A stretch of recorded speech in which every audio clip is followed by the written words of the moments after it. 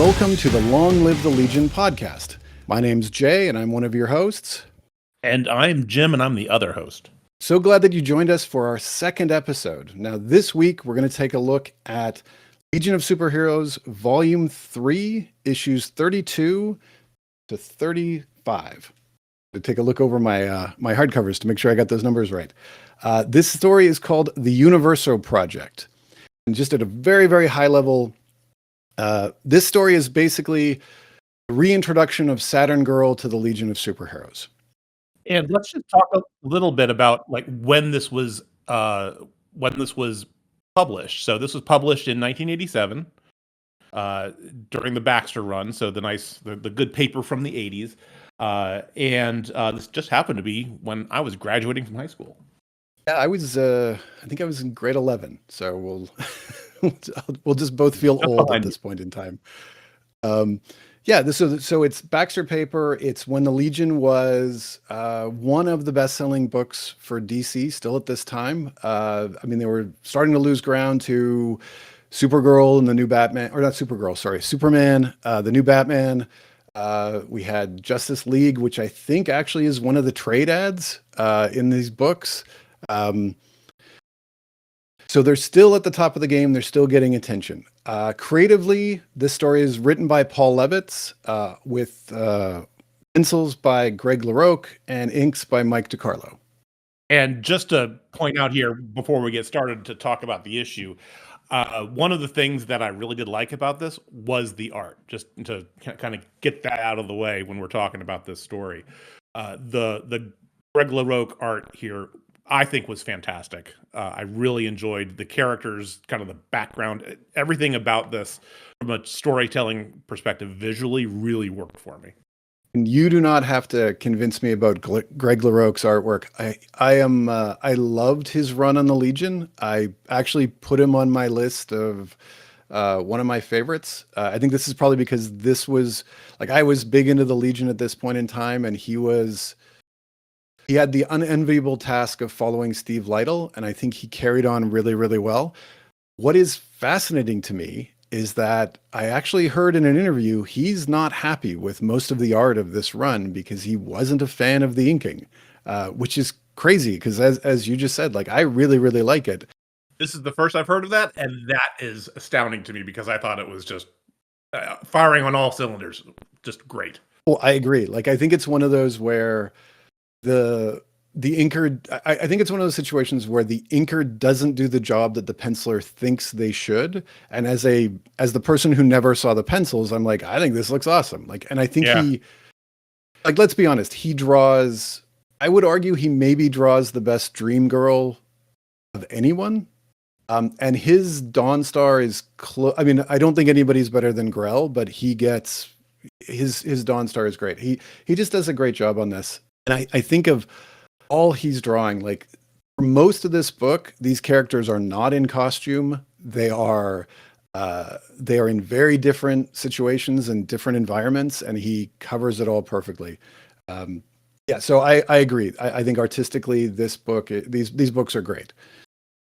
Absolutely. So this is kind of an iconic Legion story. So when people think about the stories that define the Legion of Superheroes from their inception in the 50s to today, the Universo Project is one of those stories that always gets referenced. And people say, if you want to learn about the Legion, if you really want to understand about some of these characters, and especially Saturn Girl in this case, because it's so centric to her, you should read this story. So let's talk a little bit about the story. It's 4 issues long, and it's kind of one of those things that gets dropped. What do they call the phrase? In media res, where you're just dumped into a story, and you're just trying to keep up and understand what's going on. So in a lot of ways, this is actually a very good jumping on point for a Legion story as well, because it starts with a very few number of characters, and then starts to expand from the point of view of Saturn Girl. Yeah, it's a great, one of the reasons why we picked this to talk about it, as you said, it's an iconic story. It also is a great introduction. We begin on this farming net, and it's basically Saturn Girl waking up from, how would you describe it? Her her mind was controlled or her mind was blanked out. And so she's basically been living on this planet for about 3 weeks. And she's surrounded by all of these other heroes and some she knows and some she doesn't, but she has no clue how she's gotten there. She has no clue what's going on. And most importantly, and something that really stood out because it wasn't common to see, especially in 1987, her biggest concern is her husband and her 2 children, which you didn't see a lot of in comics. I mean, I don't think you see a lot of it now, but you definitely didn't see it back in 1987. So it really is a great way to like you say, you're just thrown into the story. What's going on? What's going on? What's going on? And then as the tale is told, you realize that the reason why they're there is because Universo is back. And for those of you who don't know who Universo is, he is a long time Legion villain whose goal has always been to take over the Earth. Now, Jim, do you remember like why he wants to take over the Earth? Because I kind of confuse a lot of the reboots, and I'm like, I think it's this, and I think it's this. Do you have a take on that? Well, I've always taken Universo as just kind of your generic megalomania inspired villain, right? He's just kind of one of those people that wants to control everything because he feels slighted in some way, and he wants to kind of take over the world. What's interesting is, and we do get a glimpse of this, right? And to talk about the broader Legion universe, he's in this case, there seems to be some kind of a motive for revenge against his son, Ron Vidar, who happens to be I think he was a Green Lantern at some point at this point, but and there's this one panel of him talking about why he's wanting to control things in this case, and in this case, it's among other things. I don't know if the revenge aspect of it was his only reasoning or his only motive, but he very specifically wants to kill his son, which is weird. So here's where I'm going to get really deep into the weeds here, Legion superhero wise. So Universo was revealed back in the Legion of Superheroes Volume 2 days by Levitz and Giffen as a Green Lantern originally. And he was one of the Green Lanterns who came to Earth, actually battled the Legion when they were just starting out. It was one of those flashback issues. And then and his character name is Vidar as the Green Lantern. And it leads Block to say, is that connected to Ron Vidar? Because before that, there had never been that connection. Universo was this one character and Ron Vidar was this other character. And there was no ties to them at all until this one issue. And so that's the first seed that gets sown here. So now there's a Green Lantern connection. Then actually, before this storyline happens, Ron Vidar is killed. And Universo reveals that he's the one who killed him. He's like, I killed my son because this is part of my revenge. Like, my son is this disappointment. So as you say, there's sort of this megalomaniacal character who wants to do anything to get to what he achieves. It is later revealed in issue, I think it's 50, that Ron Vidar is a Green Lantern. So at this point in time, we think he's dead, and we don't know that he has any powers. And I mean, this is why we're doing this title, because I remember all this stuff and I didn't need to look anything up. Yeah, because it wasn't he. Yeah, to your point, he was. I can't remember if he was kicked out of the Lantern Corps or what the deal was, but he blamed the Legion for it. But and instead of just taking out against the Legion, he decided to take over all of the Earth and the UP. Well, the Earth specifically, not the United Planets, but yeah. Exactly. And so that was why that was one of the things that happens in the story, is that he's the assistant to the New Earth president who was elected in issue 10.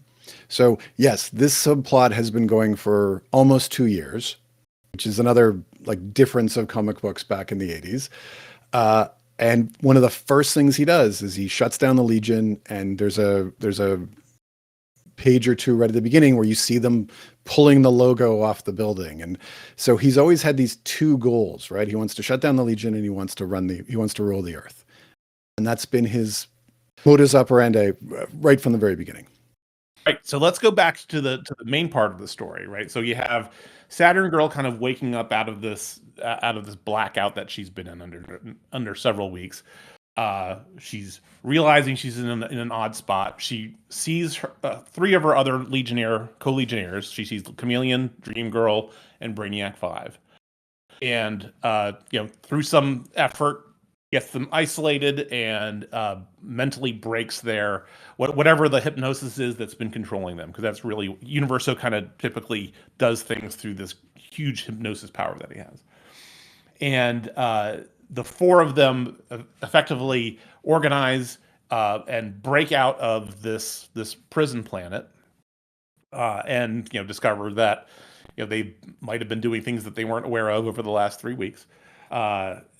Then they manufacture ways to get off world to escape and get back to Earth. In the meantime, we do find that Universo has been isolating other groups of Legionnaires to get them out of the way, because when we go back and visit Earth occasionally, we find that basically all of Earth is under Universo's control, and it's this very kind of a totalitarian state where it's kind of almost like somebody set the channel on everybody's TV to Fox News, and now everybody's watching everything and feels the same way about everything. I was going to say, there was that great moment with Element Lad where he's like, yeah, I'm so happy that the Legion doesn't exist, and I get to relax now. And it's Element Lad's character at this time is very much Legion, Legion, Legion is his life. So this moment of him going, I'm out, it's brainwashing at its absolute, well, we'll say finest or worst. Is if even he's willing to give up the team, then something really wrong is happening. Exactly. He's not the kind of guy who's going to Netflix and chill with his girlfriend, right? So exactly. They're just stuck at home, just doing whatever until they finally get reactivated. But what I found kind of interesting about the story, and I think some people may have kind of criticized this, but I thought it was quite interesting how they took. There's these groups. There's the initial slice of the four Legionnaires that. For a good chunk of the story, the question is asked, why were we isolated over to this, brainwashed farm colony? And then there's another slice where you have Mon-El, Block, and Ultra Boy on the Dominator border. The Dominators are another spacefaring species that are kind of at odds with the United Planets. So they're kind of in this diplomatic mission on the border. And then you have this other group that's searching for Atmos, this other hero from another planet, who's actually one of the brainwashed folks on the farm planet, on Tellus's homeworld. Tellus is a aquatic mentalist, along with the White Witch and Quizlet and Wildfire, your favorite guy. And so there's these isolated groups, and in turn, each of these kind of gets sucked away and isolated, and then put under Universo's control in separate ways, with the exception of the original four that escape. Yeah, and it was interesting seeing how they split everybody apart, and you could tell that Universo had made these decisions for a reason or for a purpose, right? So in the case of the Wildfire, Tellus, Quizlet, White Witch team, he's like, I'm getting rid of four characters who are direct threats to him, because I don't think he can mentally control Quizlet. Tellus, being a telepath, could fight back.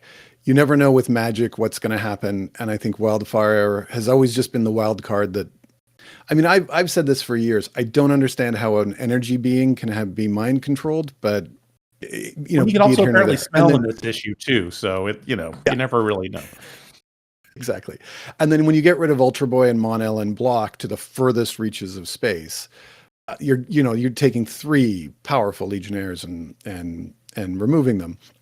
And it was good because it was there's all these clues as you're reading it, all these science police officers have disappeared. And like you mentioned, Atmos being on the farming planet as well.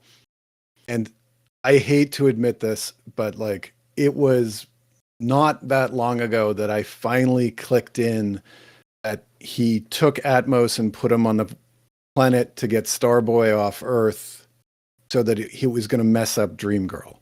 Yeah. And it was a multi-step plan, because one of the things about this issue as a reader, and there's a great moment when the four Legionnaires are heading to Earth, and they're like, why do you think us four?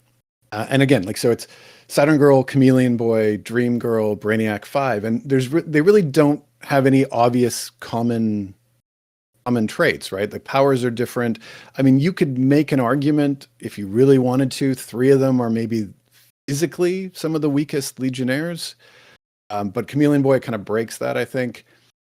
And Brainiac 5 posits that they're the smartest. The smartest, yes. Yeah, they posit that they're the smartest Legionnaires. Universo at the end of the story calls them the most dangerous Legionnaires. But I mean, I think he's meaning dangerous to him. But so I think there's an explanation for this, and I think this all is kind of, when you think about it and you look at especially that first issue, which I think is the best of the four, is that first issue. And there's a wonderful set of sequences where Saturn Girl goes into the minds of the other three teammates, and you get these great, one-page images of how she sees these characters in their minds. There's a wonderful Dream Girl image, a wonderful, picture of Chameleon and one of Brainiac 5, and they what jumped out at me was that all these four characters, they see things, they experience and perceive the world around them very differently than everybody else, right? So you have Dream Girl who has precognition, she can see ahead into the future. You have Brainiac 5 who processes data extremely rapidly. You have Chameleon who can morph into whatever he sees and experiences, and you have the ultimate telepath in Saturn Girl, who they all experience the world in different ways. And when you see what happened on Earth, right? The Universo, there was some kind of a sleeping disease or a sleeping plague that crept over the Earth, which is what made Universo be able to control everybody. All the people that were there, that were off-world, right? These three different off-world groups are all people that would have been naturally resistant to this sleeping agent, right? Somehow, right? You have the super beings, Monel, Block, Ultra Boy. You have the group of other. There's two energy beings, a wizard, and another telepath, Intellus, and so they're kind of off in another group. And then you have the four characters who experience the world very, very differently from everybody else. And Universo is dealing with these in very different ways. And eventually he's able to control and snag and enslave the group of super beings and the group of magical beings and energy beings through different means, but he had to isolate them to do that. But meanwhile, there's this other group that can do things on their own because they have a very, very different skill set. And that plotting of how these groups were isolated and dealt with, I thought was a very, very good part of the story. Oh yeah, I agree. I'm not going to say every element of the story works perfectly, but you can see Universo's plan and you can see how he's thought this out. Yes. And it really is, like, to kind of put it, and I think one of the reasons why this story is such a pro Saturn Girl story is that you can make the argument if she's not there, Universo wins. Like, it's really her doing these things that are that stand out. And even with all of his planning, the Legion is still going to mess this up, or mess up his plans. And don't get me wrong, like, I think, of course, it's the Legion. They would get through this, but she's the reason why there's a happy ending. And that's why I think it was, calling her so dangerous, because it was really, this was a moment where they needed to show how good Saturn Girl is. She hadn't really appeared in the Legion in any sort of meaningful way, is the bad way of putting it, since pre-Great Darkness saga. Like, she got pregnant, she had kids, she would show up maybe once a year. She had resigned from the team, and I think a lot of people had forgotten just how important and how good she is. Oh, absolutely. I mean, I was just going to say that you definitely get the feeling of, she was just checked in on every now and then to see how the husband and kids were doing along with her, right? Just to, that they still exist.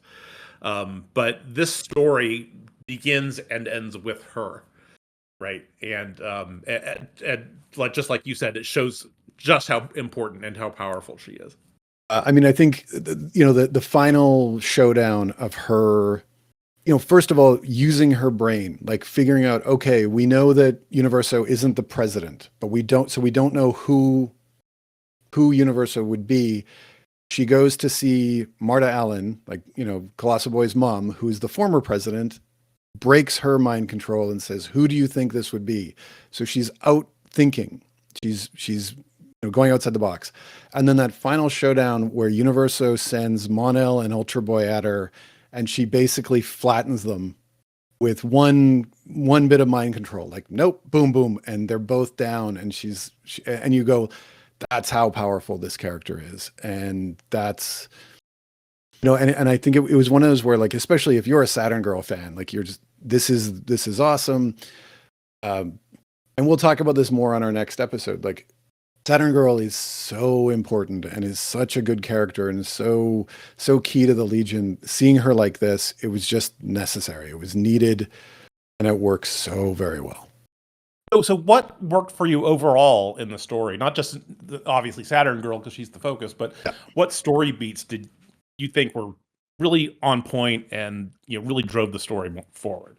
But you mentioned it already. The moment when she goes into the three Legionnaires' minds and we get to see how their minds work, I thought that was one of the best uses of art combined with words. Like, the way LaRocque drew it was perfect. It was, and you got to see these characters.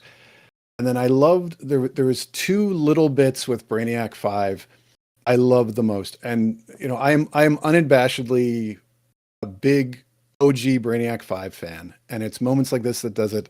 So he comes out of the mind control, and his first freak out is like, they played with my mind. No, they played with my mind. And the other two don't have that reaction. But he's like, this is so, like, it's the worst thing you could do to him. And I thought that was so effective.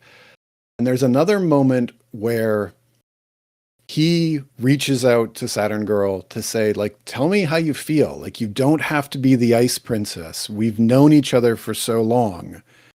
Just share. And he's the one who's emotionally trying to reach this person. And Brainiac 5, in so many different iterations, is always written as this cold, unfriendly jerk. And instead on here, like, she's one of his only friends. She's one of his closest friends. They've known each other the entire time. And she's the one who's more cold. Like, that's her character. She, her nickname was always the Ice Princess. She doesn't show her emotions. And that little scene where the guy who should be the cold, the cold, unfriendly, smart guy, he's the one trying to be emotionally connected to her. That was one of my favorite little bits. Was that the first time that she was really kind of called out as being the Ice Queen? Because I know that also got referenced in the later 5 Years Later stuff. But this is the first time I remember it actually being, like, put so in your face. It did some of it in the 70s. I know that I think Shooter was the first one who kind of talked about this, because I remember, like, some of those early, like, when she first married Lightning Lad, I think there was a lot of the Legion was just like, oh, she's actually showing emotion, and she always kind of had this wall up. But yeah, this was one of the first, like, somebody else directly calling her out on it and going, hey, it's okay. Like, we've been friends. You can be honest here. True to Saturn Girl, she doesn't. Like, she doesn't. Absolutely. She doesn't say it. And again, like, Keep it up. he could have easily written a moment where she breaks down. I'm so scared about my kids. Da, da, da. And instead it's the opposite. She's like, nope, I'm good. Like, let's keep going. And such a complete counterpoint to comic book expectations, right? Absolutely. Like, and I'm really glad you pointed this out because like you, it's like I think the moment when she frees the minds of her fellow Legionnaires is, I think, for me, like, the part that I always think about Other than the ending of the story, right, where she kind of beats the crap out of Universo. But one thing that I did note, like high in my notes, going through this again, was just how calm, cool, and collected that she is when she realizes that she's in dire straits. She doesn't freak out. She like has that moment of, oh my gosh, my husband and kids, I need to get to them. But she then is very analytical and breaks down the situation as best as she can, and starts to work on how to get herself out of this. And you notice she immediately enters into leadership mode as well. There's no like, what should we do? Or what, like, she's just, okay, like, you do this, you do this, you do this. And the other three immediately fall in line. Like, there's no, like she carries herself. And this is, again, like, she's been out of the Legion probably like in story continuity a year, in actual comic continuity, maybe 5 years at this point. And it's like, she hasn't left for a second. Like, she just gets right back in there. And she's immediately like strong, direct. She's not messing around. Like, I have my goal. And so to your point, I was going to say, to your point on that, right? You can kind of flip to, I think this is in the 3rd issue, where they're on the space liner back home, and she and Dream Girl are having a little moment and kind of talking things out. And Dream Girl says something to the effect of, I know we haven't been friends just because we're very different people, but I always respected you. And that really just kind of reinforces the notion that she's an effective leader. Yeah, and she said exactly what Dream Girl needed to hear as well. Like, just I've always known that you've got my back, and that that I can trust you with anything. And it's something that Dream Girl needed to hear. It's true. I mean, she's not playing with her, but like, and that's the thing. Like, every moment she's just, this is how effective of a hero she is. And that was these 4 issues. So let's shift a little bit. So we talk about what we really liked. What didn't work for you in this? Okay. So this isn't a didn't work. This is they didn't put it in the story, and it missed it. There was no scene of her back with her husband and her kids. Well, I mean, there kind of was at the very, very end, right? But it was with everybody, right? And hey, you're back on the team. Isn't this awesome? Like, there needed to be, like, first of all, I think it's very telling that she went to stop Universo before she went to find her husband and her kids. Like, that tells you something about the character. But I think there should have been a moment, like, as much as I like the scene where they show like that Element Lad isn't really focused, I thought they needed something where you saw Lightning Lad and the twins. What were they thinking? Like, where was their head? Why weren't they looking for their wife and mother, right? And I just thought that needed to be there, because you needed to see the counterpoint. I think because if you're new to the book and you didn't really know who Lightning Lad and Saturn Girl really were, I think if you'd had that counterpoint, it would have worked. And I would have loved to have seen just a scene with her and her husband, just to have that, give her that happy ending. I know she got it, but I wanted to see it. And I think as a parent, I wanted to see her and the kids. Does that? Yeah, more of a private moment, basically. It didn't have to be with anybody else. Just her at the house. You haven't seen your kid. Yeah, and they're. I mean, how old are those kids at this point? 2, like 2, something 3? Like that. Yeah. Like, it would have been just a nice moment to have. Was there anything that didn't work for you? Anything that it was more I think the B plot points of having the other 2 teams that were kind of diverted off of Earth. Those sections didn't really work for me so much. And I think where they really didn't work for me was the fact that they were eventually pulled back to Earth to be enslaved by Universo. I was thinking, when I was reading this, I was like, well, you have them off world, just kind of keep them off world. Right? We don't have to have this whole thing where they come back. I mean, I guess the bringing Mon-El and Ultra Boy back was good from the point of, at the very end, showing that really wonderful moment of Imra taking control and breaking down the defenses and the bodyguard capability of those two against Universo. But the other group, I think more the group with Wildfire and White Witch and Tellus, I just didn't kind of care too much. And I also felt that the White Witch character, they kind of cheated a little bit. So for those who are new to the Legion, and are wondering about all these different characters, White Witch happens to be Dreamgirl's sister, for one thing.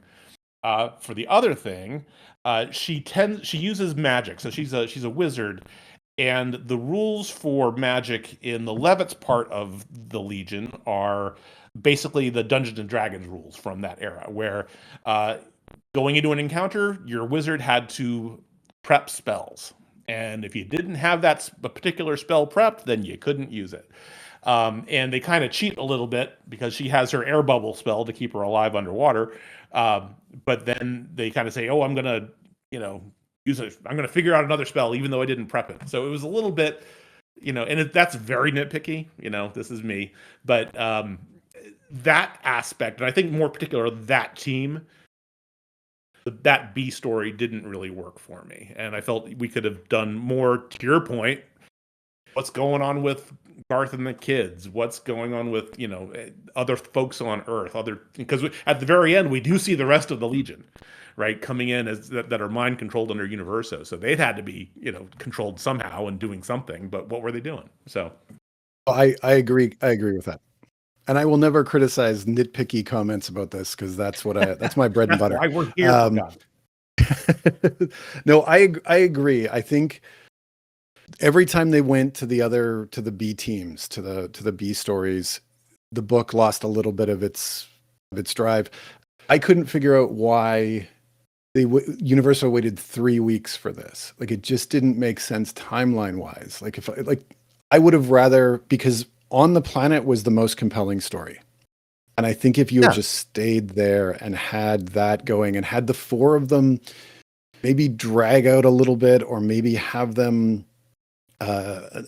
drag out's the wrong way. Just give us more details there. Give us more details about the four of them on the planet and show everything that's going on, because that was where the excitement was happening. Yeah. And think of it this way too. And I was just, as you're talking about this, I'm thinking about it. I'm like, wouldn't an interesting prologue to the story have been the envoy to the Dominators, right? Going out into space, and then all of a sudden, everything that happens, and then Mon-El and Ultra Boy are brainwashed, 3 weeks away from space, from Earth and space. And then, and then they're, the rest of the journey is them coming back. So they're basically out of the story instead of this weird, like you said, 3 weeks later, and they're doing all this stuff, and then they get magically sucked back to Earth. That's kind of a weird, plot device, but it is what. Also, wouldn't have been a great scene.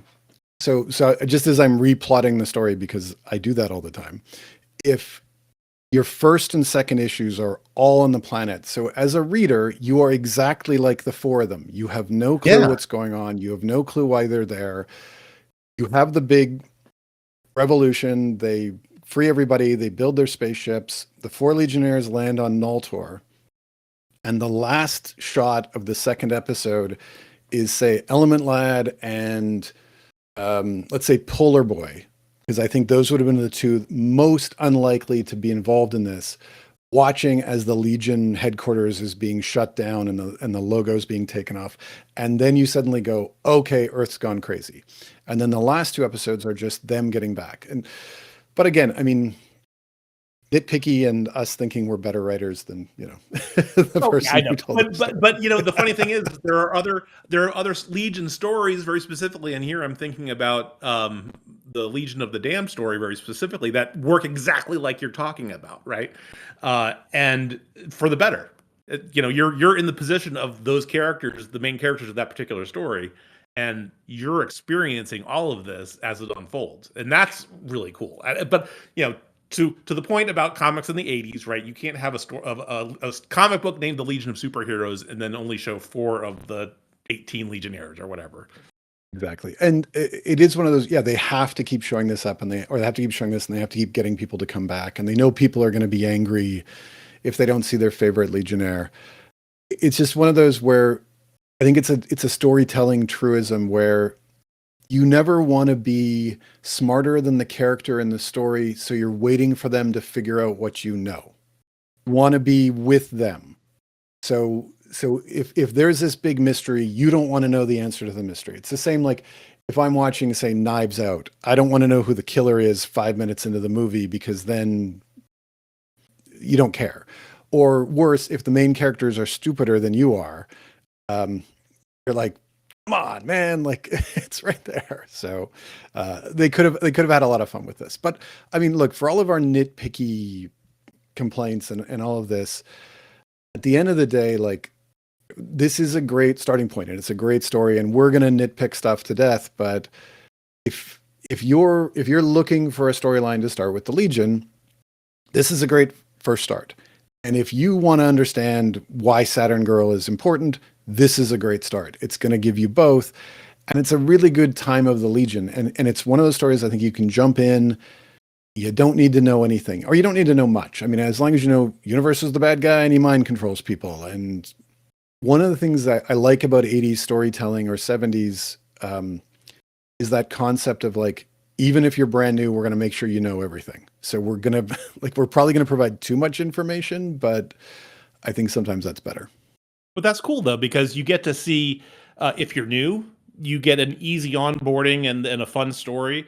But if you're a longtime reader, you get a few nice little hints about various things, right? And nods to the past, and that the longtime reader can pick up on and appreciate. Exactly. So I think if you are looking to read this story, I mean, the best one is digitally, of course, DC Universe, right?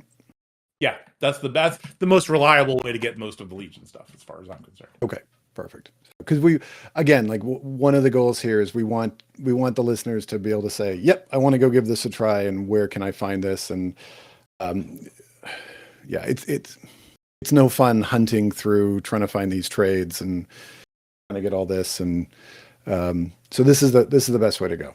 Okay. I think that's good. I don't think there's anything else we need to talk about. I think we've sold this we've sold this story as well as we can. Read the Universo Project. Yes, that's all we can say. Honestly, give this, if you're looking for something to try, this is a really good way to start, and it's a good way to jump in. And like I said, this is a less this run gets less attention than, say, Great Darkness or, say, Legion Lost or whatever. But as we mentioned at the very top of this, the Levitz LaRocque team runs for almost 40 issues. And it's a really solid 3 years of Legion stories. Absolutely. Top to bottom. Okay. Absolutely. For our next episode, we're going to continue talking about one of our favorite characters. We brought her up today. We're going to talk about her next time, and it's Saturn Girl. So next episode is going to be all Saturn Girl all the time. We're going to explain to you why, in my opinion, I mean, I'll just say this, in my opinion, she should be at the top of the list of greatest DC. I'm just going to say hero. I'm not even going to put a gender on it. She is one of the greatest heroes in DC history. And we're going to talk about why she's there and bring your attention to who she is and what makes her special. Can't wait. Okay. Where can we find you, Jim? Online or social media? Well, social media is tough these days. It's a rough world out there. But you can find me on Blue Sky. I'm at Jimbo Fett. Also, you can find me on Discord at the same address. And then actually, I'm Jimbo Fett 87 on Reddit. And then on Discord, we actually do have the Legion Fan Club Discord channel, and you can find me at Jimbo Fett there. We also do have a Long Live the Legion Blue Sky account as well, so you'll be seeing us post stuff there, as well as our email address. So if you have any particular questions or anything that you'd like us to cover or talk about or anything, you can reach us at our email address. So our email address is longlivethelegion2025@gmail.com.